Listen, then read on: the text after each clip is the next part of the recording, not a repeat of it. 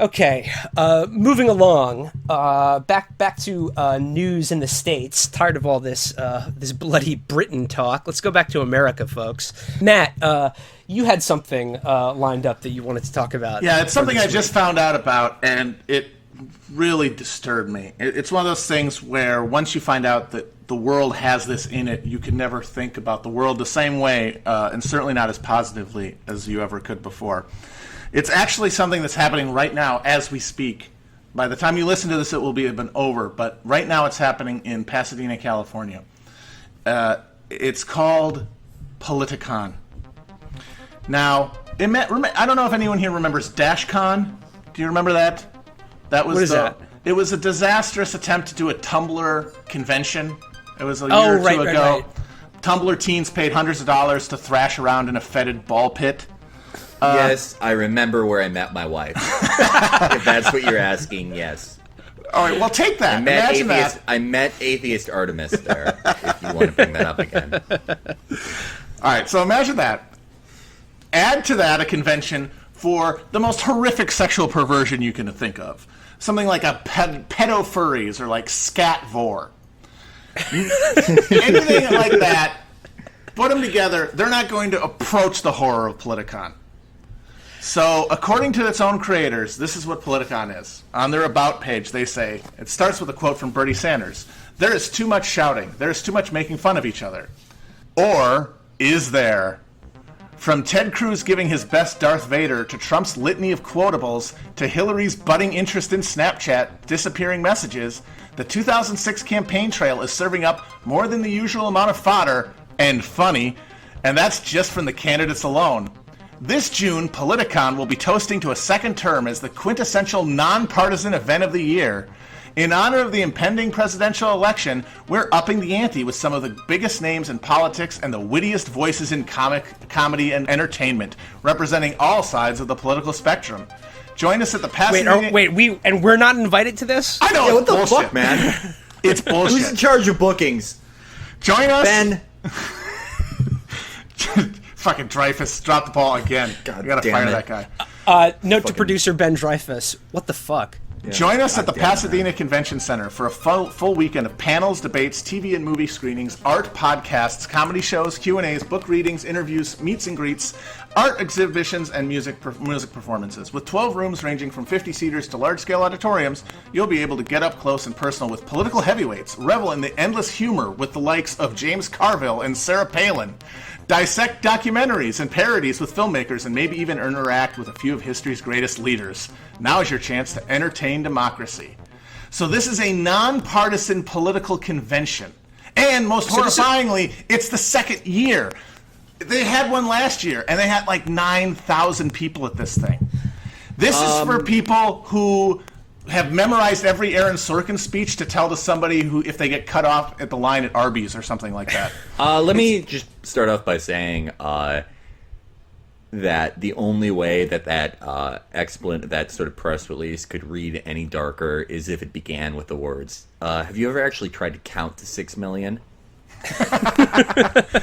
Yeah, I mean, these people are paying, it's cost $50 for a weekend for a regular ticket. There are VIP tickets that cost over $250, so that you can get sweated on by Frank Luntz. And these people are paying this money. I mean, he is technically a political heavyweight. He's a big boy. They're paying this money to bask in the charisma of these Beltway reptiles like Carville and fucking Paul Begala. But I'll lead off some of the events that they're going to have. Yeah, what's the lineup here? Because okay. This is like, Comic-Con where like 10,000 people like line up and sleep overnight so they can see 3 minutes of like the new World of Warcraft trailer. But like, this is what's the equivalent of that at Politicon? Well, it's a lot of they do live broadcasts, including the 538 podcast. There's a live recording of that.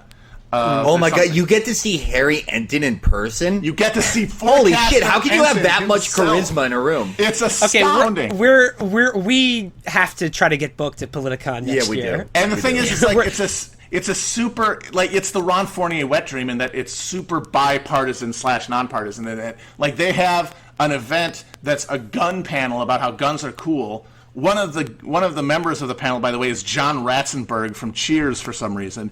And then he's super conservative. he is. And then they have a screening of a expose of the NRA like the next hour. Well, it's basically that horrible video that Sean Penn and Kid Rock made in 2012. I don't know if you guys ever saw that. Was good. Hey man, to freedom.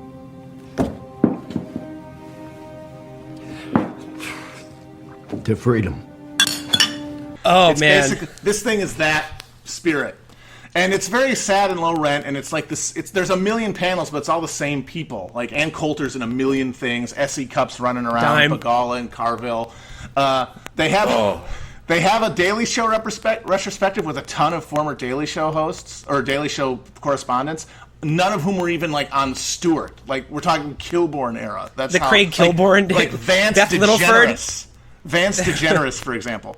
These are the people we're talking about. So it's like really like on the pulse. There's a screening of a new documentary called Nerd Prom inside Washington's wildest week. Now you know what I have to ask about the Nerd Prom documentary. What? Is it directed by Werner Herzog? He's the only person who could, but sadly he's not.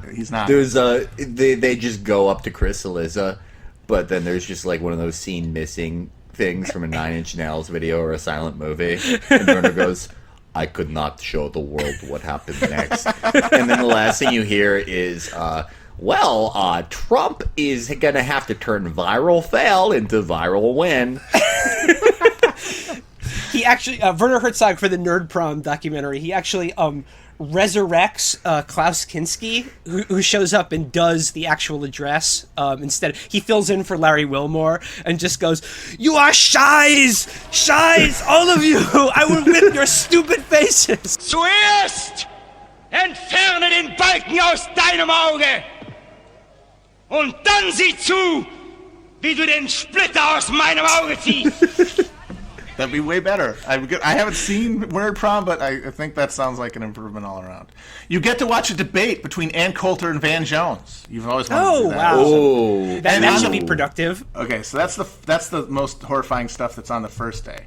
So you get another day. That's the beauty of this. You pay $50, you get both days. So then we've got a lot of panels and stuff. A screening of Shrek for President, which I don't. What? I don't know what that is. Cool. Hey, whoa! Is Weird Twitter running this thing? Is this Weird Twitter? There's a panel called "The Future of the Middle East," which features a bunch of just hacks and pundits and stuff, and David Horowitz. Oh, that's just He's putting a little spice on there. He's putting a little spice. I love the idea. It's like it's two just complete milksop, just like never say anything. Well, the Middle East is a land of contrast. A lot of things could happen in the future, and then David Horowitz just frothing at the mouth about how we need to. I'm David Fuck from the Peace Institute, and I think with a proper allocation of JDAM, Muhammad was a pedophile. So if you didn't get enough awesomeness from the Ann Coulter Van Jones debate the first day, second day it has a debate between Sally Kohn and Ben Shapiro himself.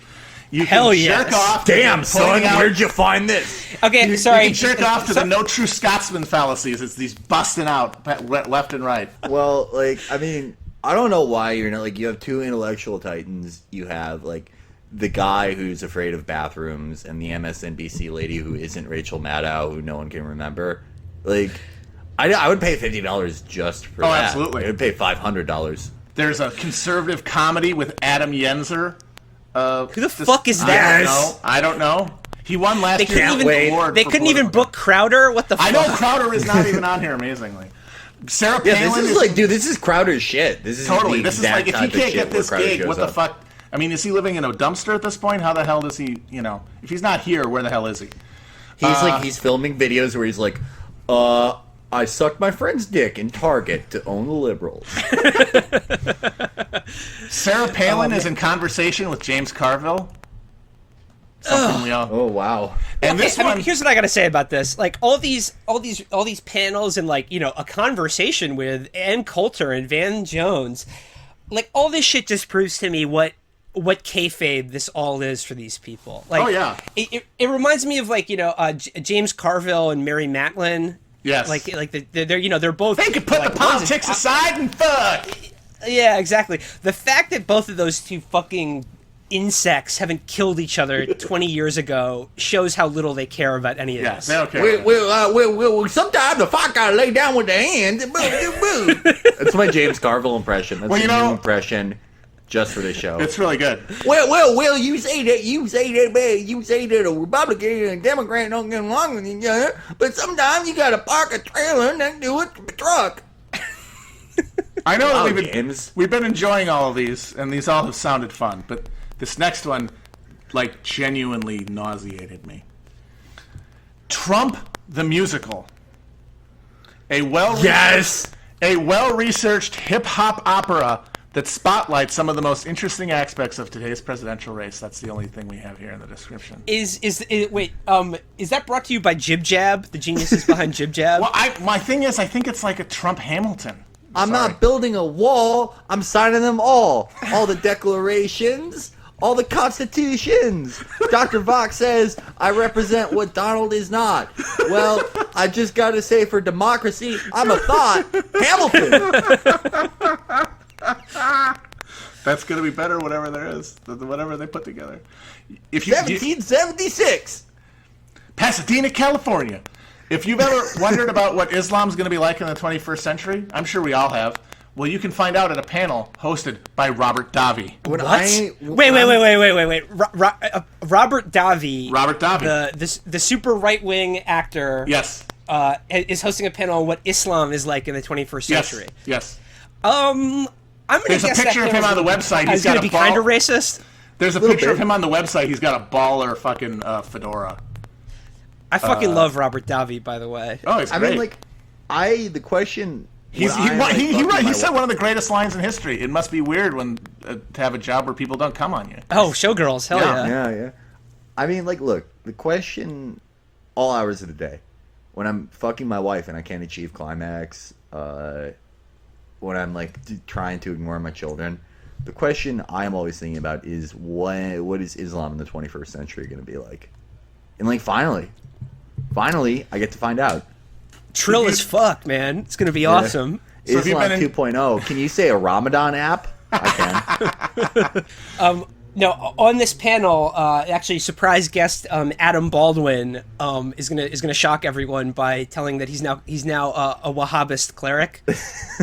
Natural transition. There's also there's a debut of the Hillary's America trailer with commentary from Dinesh D'Souza. That's later. That's fucking awesome. By the way, when Hillary's America drops, we're definitely doing an episode on it. Fuck yeah, we are. I'm paying money to see that movie for you guys, question. for sure. Dude, I'm paying double money. I want to fill Dinesh's books. When we go see the Hillary's America movie, I'm so dedicated to you, the fans, that I'm gonna cam the movie. I'm gonna record me and this off the screen with a video camera in the theater, and then bootleg the Hillary's America movie because I don't think enough people are gonna see it. Oh, fucking Periscope that really shit. Important. And there's also Fugelsang is there. Oh, yes. There is a Frank Luntz focus group that you can take part in. Okay, fuck this. We're going to this next year. We are going. We have to go to this. So, guys, 2017 Politicon. Look for the Chapo Trap House debate with Ben Shapiro and our feelings sesh with Glenn Beck. The Huffington Post called it the Coachella of politics. Not kidding. Oh, that's my on God, the front page. dude. I'm gonna be dressed as a sitting bull when I go, dude, and on Molly the whole time. I wish this was the fucking White Shark concert of politics. Great White, but yes. Great White. Okay, Great White, but yes. Oh fuck! God damn it! We'll say, hopefully we'll go. It'll be the Altamont of politics when we're there next year. We're gonna actually. I'm gonna bring a sawed-off billiard cue. Nira Tandon is gonna hire us to do security, but pay us in kratom in advance. After finding out this is the second year this is taking place, I want to read you guys a quote that sums up what we feel about it. It happened, therefore it can happen again. This is the core of what we have to say. From Primo Levi.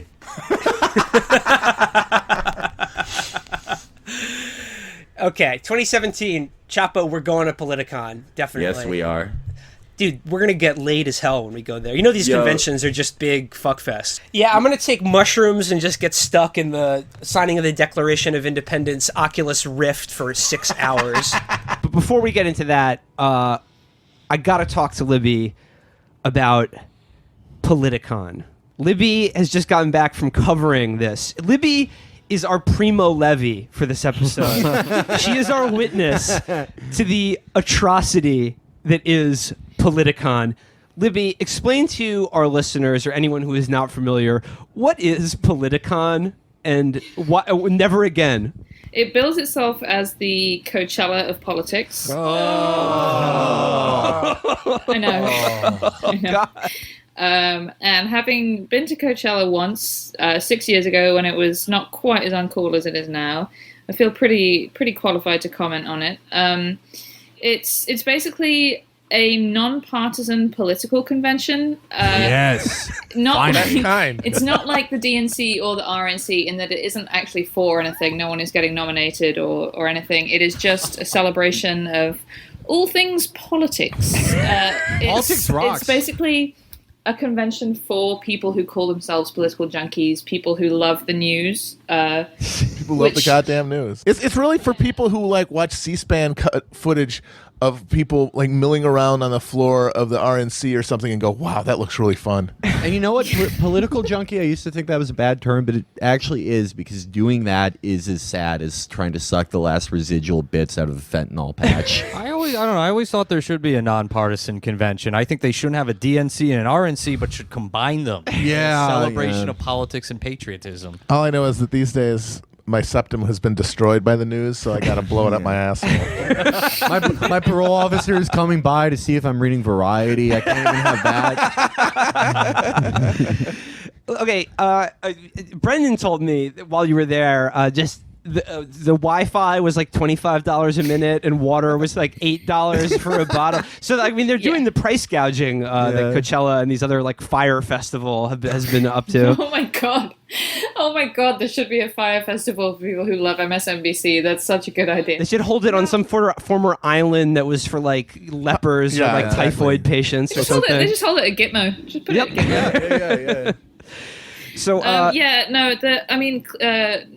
everyone's friend Cleo Chang wrote a very good piece about it last week. Headlined "Politicon is the perfect media racket for the Trump era," and that is basically what it is. It is, I can't fully say that the whole thing is a grift, in that if you are the kind of person who enjoys this stuff, there may have been something in it for you. But yeah, I mean, it was like $50 a day. They were selling VIP tickets that would like get you to the front of the line and get you into the special party and everything. So you can watch Robert Davi talk about the plight of the Coptic Christians? You should have all of your money fucking confiscated if that's how you're spending it. It would be cool if it was like a bit like Summer Jam, and it's like, yo, holy shit, Bill Frist crew just fucking stabbed Alan K. Simpson's crew. So Libby, like, who are some? I mean, Matt just mentioned Robert Davi talking about the plight of Coptics in the Middle East. Who are some of the other big headliners? There's sort of like the big acts, the Kendrick Lamars, if you will, of this Coachella for politics. Sure, yeah. I mean, when I went to Coachella, it was Kanye, it was Arcade Fire, and it was Kings of Leon. Politicon was Ann Coulter, Ben Shapiro, Tommy Lauren, Roger Stone was there. Shout out my boy Roger Stone. Right, but it wasn't just conservatives, because it's about both sides. So Chelsea Handler was there, Joy Reid from MSNBC, Ari Melba, the Young hitters. Turks, Cenk Uygur, and Anna Kasparian. But like the big draw seemed to be there. They had there was 2 days, and both days they had like big debates. So on the first day it was Chelsea Handler and Tommy Lauren. Oh, absolutely. And on the second day it was Ben Shapiro versus Cenk Uygur. Yes. Oh yeah, that's awesome. So it had a lot of people just standing up and changing sides after being convinced by the amazing debating skills of one or the other contestant. there were huge lines, like hundreds of people deep for those debates. People, and the lines were going outside. It was like 95 degrees outside in Pasadena. And people were lined up in the sun to see Ben Shapiro and Cenk Uygur go at it. Wow, this is like Disney World, like the Jungle Cruise, or It's a Small World, where people line up for hours to see Ben Shapiro an eerily racist and bizarre animatronic figure. So that is like seeing Ben Shapiro talk. Libby, like when you go in, they make you buy some discourse bucks, and then you can't even spend them anymore. So you saw both the debates? I saw a bit of both of them. Obviously, the first day I had a massive migraine. The whole thing was just like too much. So eventually I had to go home for a bit. But yeah, I saw like a good chunk of both of them. I also saw Tomi Lahren debate Simone Sanders, which was really horrible. I think the highlight of that was when Simone Sanders said, my president is still black, and some guy in the audience yelled out, he's a mulatto.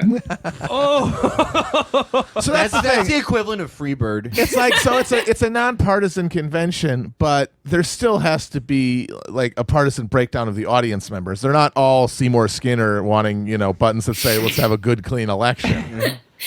Yeah, no, I mean, that actually surprised me. I was expecting it to be all kind of like centrists and liberals, honestly. I thought it was going to be like MSNBC fans and, sort of Hillary Clinton supporters and people who like, wear pussy hats and stuff. And there were a lot of people like that there. But there were also, there was a really surprising number of like really outspoken Trump supporters and like people, Stanovich was there, as we all know. Oh, right. Yeah, he was doing journalism, and he was assaulted by a man with a weird, vacant, sort of demonic look on his face who told him that his sugar pills made him brain damaged. Right, yeah. I actually ran into him while I was there, the replicant himself, and he was a very cool guy, so shout out to him. Did you?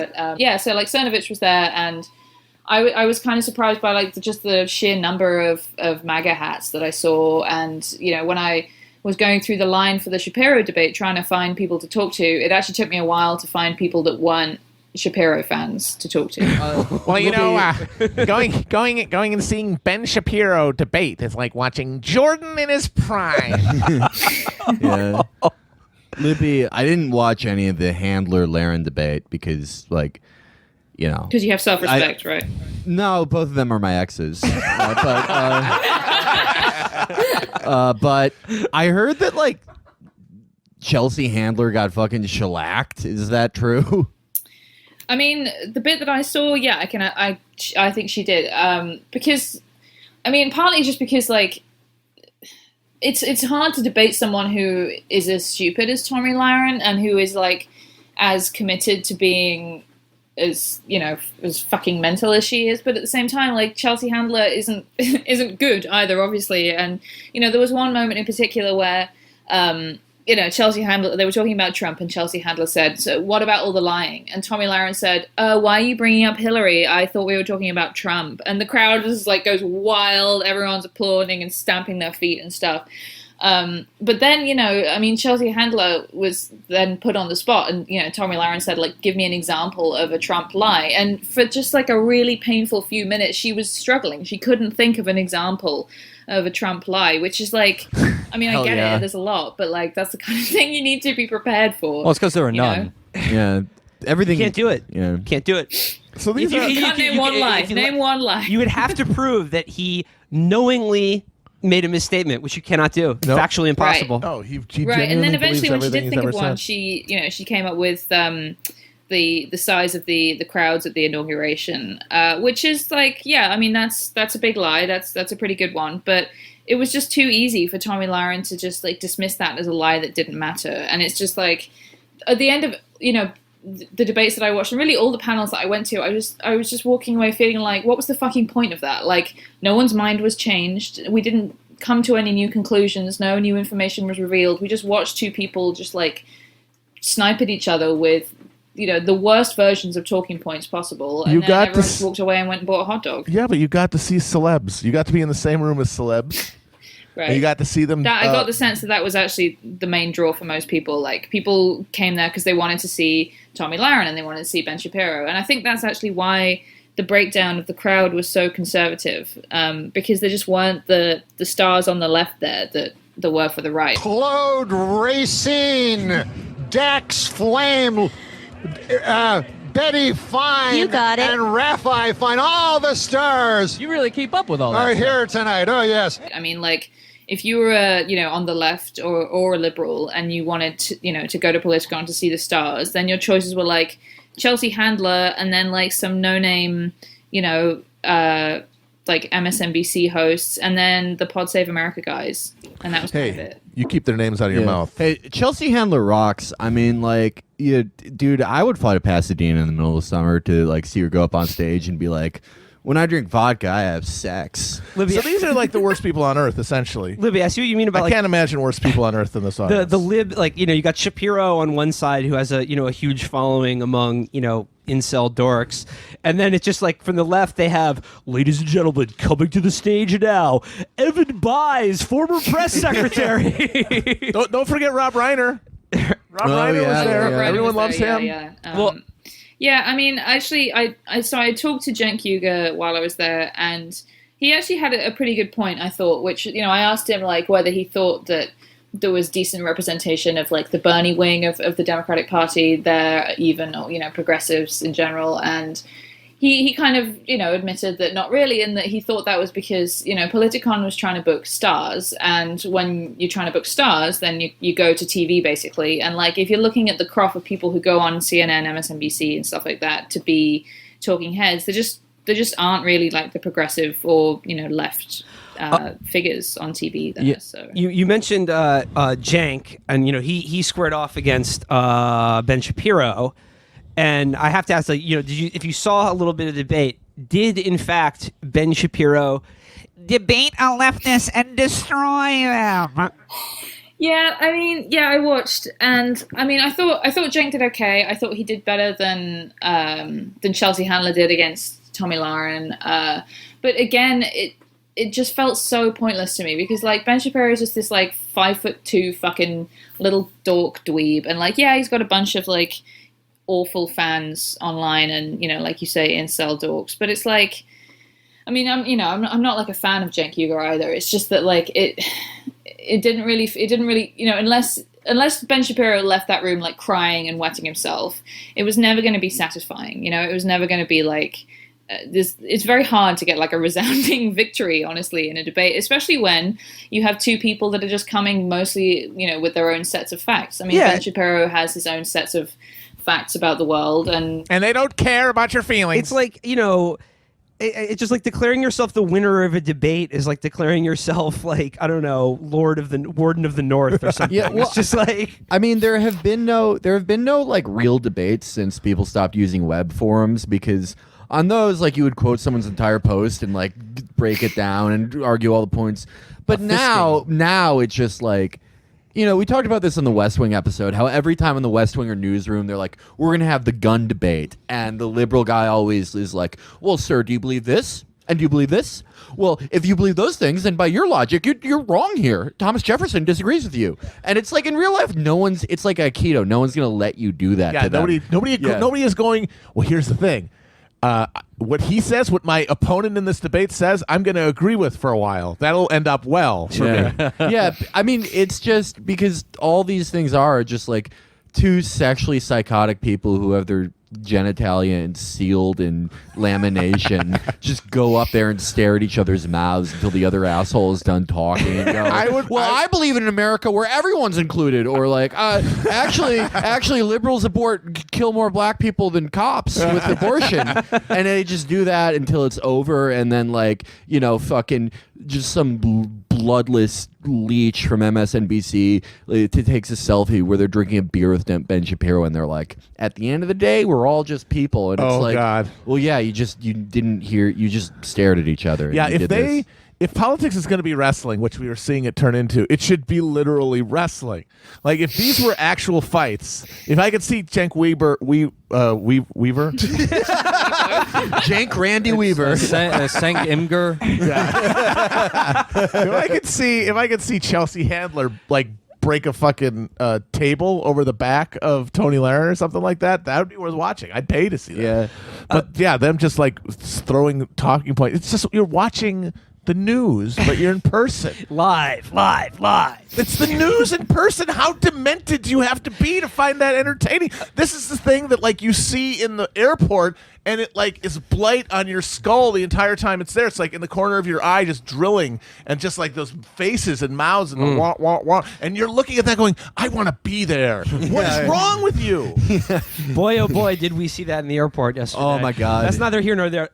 Libby, though, the one last thing I want to ask you about Politicon that I did see, you tweeted it from the con. You got a chance to ask Amy Klobuchar a question about whether she'd back single payer. Could you just speak on that?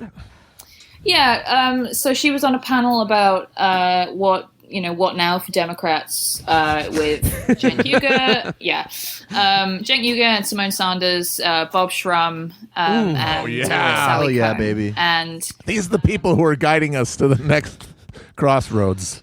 absolutely, yeah, the next leaders of the party. And, at the end, I went up to her and I asked, do you think Democrats should run on single payer in 2018? Because there had been some discussion of that during the panel. Cenk had brought it up, and the panel had been divided on whether Medicare for all or single payer would be a good thing to. What's the other side of that? Well, the other side is indeed would be we need to save Obamacare before we move on to think about things like that, right? And so I asked her, and she. She kind of looked at me, because everyone else was just trying to get her autograph. I don't think she was expecting... What? Amy Klobuchar's autograph. I've got an Amy Klobuchar rookie card signed. 13 filibusters in her first term. Libby, there were baseball cards, right? Can you just jump in with that real quick? Oh, yeah. So they were giving away trading cards. And on the front of the trading cards, it said, "Politics is the new sports." In that it is like the living, breathing representation of like American middle-brow just culture of idiocy and complacency. Hold on. I'm going to be the Politicon comedian for a sec. Yeah, a bunch of juiced up guys standing around taking big paychecks for doing nothing. Am I talking about the MLB or am I talking about Congress? That's exactly what I did a roundup piece, and that's exactly what I wrote. I said everyone makes a lot of money, and you're always having to guess which ones are acting like that because of brain trauma. Yeah. The one I wanted to know about, did you go to the panel that really jumped out at me as something I wanted to see, which was Facts Still Matter with Joanne Reed? Yeah, I mean, there was actually a lot of stuff that I didn't get to go to that I wished I could, because there was just so much going on the whole time. There was Conservatively Unplugged presents right-wing comedy in these Trump-tastic times with 6 people that I'd never heard of. People even more obscure than Steven Crowder. They couldn't even get Crowder for that. No, kind of because you're in a liberal they had elite a bunch bubble. Of comedians, and the only 2 I'd heard of were Greg Proops and Al Madrigal.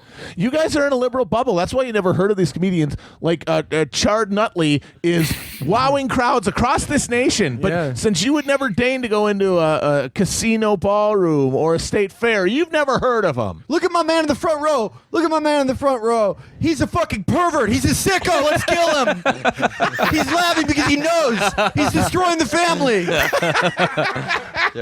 He's a Black Lives Matter thug. we interrupted you, Libby. Sorry about the baseball cards. You can finish the Klobuchar thing about single payer. Right, yeah, and yeah. So I asked her that question, and she kind of looked at me, and she clearly wasn't happy. But she looked at first like she wasn't going to answer, but then she said, "We're going to focus on saving Obamacare first." And so then I asked her, why not single payer? And she didn't answer. And I said, do you think single payer would be popular? And she didn't answer. And she just walked away. I mean, that is telling. You said that she had a pained look on her face when you asked her, should the Democrats support single payer? That's a good sign. You did get her autograph, though, right? I got 10 for all my friends. Wow. So yeah, that sounds like quite an experience. So just unrelated to everything you told us, Libby.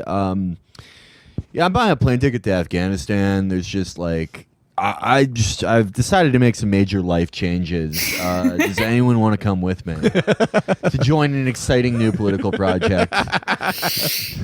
Well, I was going to say, Libby, will you attend our panel next year at Politicon? Absolutely. I almost asked jank. Like, do you think the Chapo boy should have been there? But I didn't. Oh man, I mean, if Pod Save America gets to be there, yeah, you know what would be cool? Syrian Politicon. So we'll be doing a panel next year with the Hellbent podcast. Yeah. Called Bridging the Divide, coming together.